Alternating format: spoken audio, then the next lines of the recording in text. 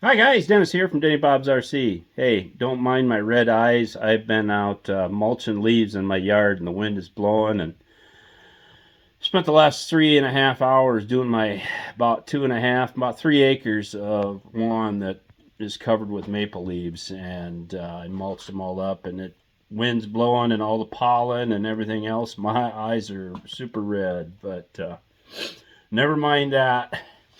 But anyway, the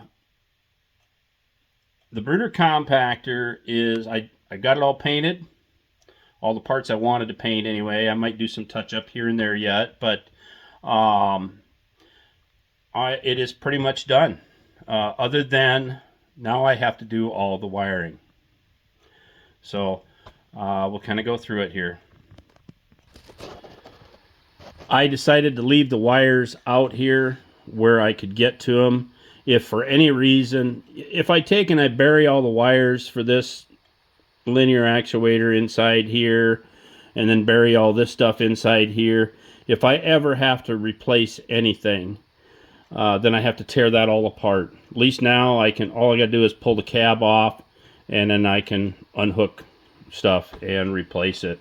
You know, motors are known to burn out once in a while, not often, but I like to prepare myself ahead of time, and I want to make it easier. Yes, I don't think it looks all that gaudy with them wires hanging out there. I put shrink tubing over them and made them look halfway decent, and the wires will go up underneath the cab here, and then I'm going to take and kind of a mess right now, but I'll get my ESC in here and my ESC for my vibration motor, and I just need a one-way one for that, and I'll probably power it with a 1060 and power the drum and the rear wheels with the other 10s with a 1060 hobby wing.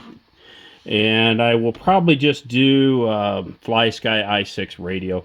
I don't need 6 channels is plenty to run this. So, and that's got a dial on it to run my speed on my drum. That way I don't have to run it all the way wide open.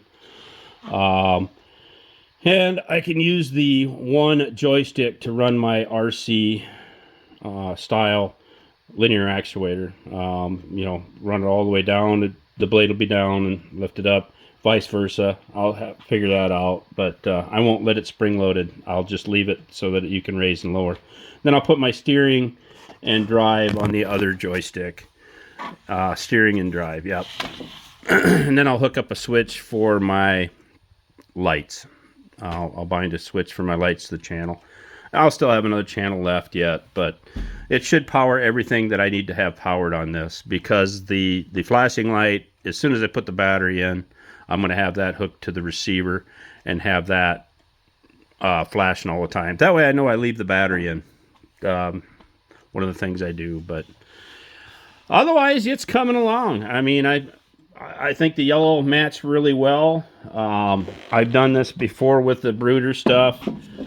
This Bruder yellow, it's a John Deere industrial yellow. The sad part about it, these things are like $20 a can, but thankfully I don't need much to paint what I needed to paint on here.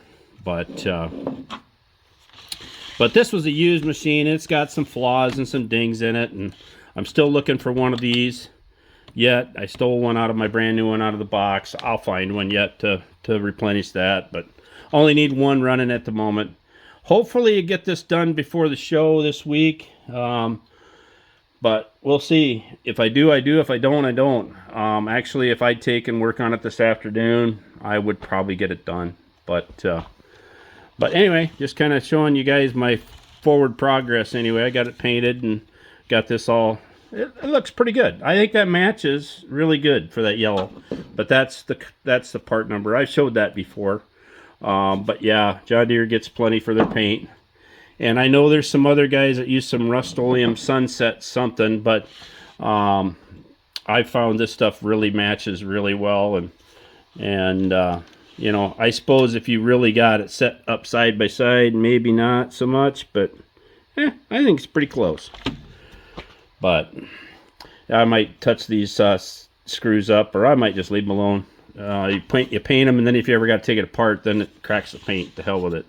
We'll just leave it as it is. But I did paint my hubs, and I did get my bearings painted, and then all the angle iron brackets and everything that are mounted in there, I got them all painted up for my oscillation in the center. I don't know as I'm going to worry about doing a stop on this. I don't think I'm ever going to get in terrain where it's going to be that bad. But it's not going to be able to spin all the way around anyway because it hits the cab. But, yeah, I think I'll just leave it the way it is and be happy with it. Yeah, not a real eventful video, but just kind of showing you my forward progress as I've been going along. I'm pretty happy with how the paint's turned out, how that's matched up. I'll get finish all my wiring up. I did have to order some more JST plugs. They came in yesterday, so I've got them so I can, that way stuff is all kind of plug and play if I ever got to replace anything. So anyway, have to let me know what you think, guys. Catch you guys later.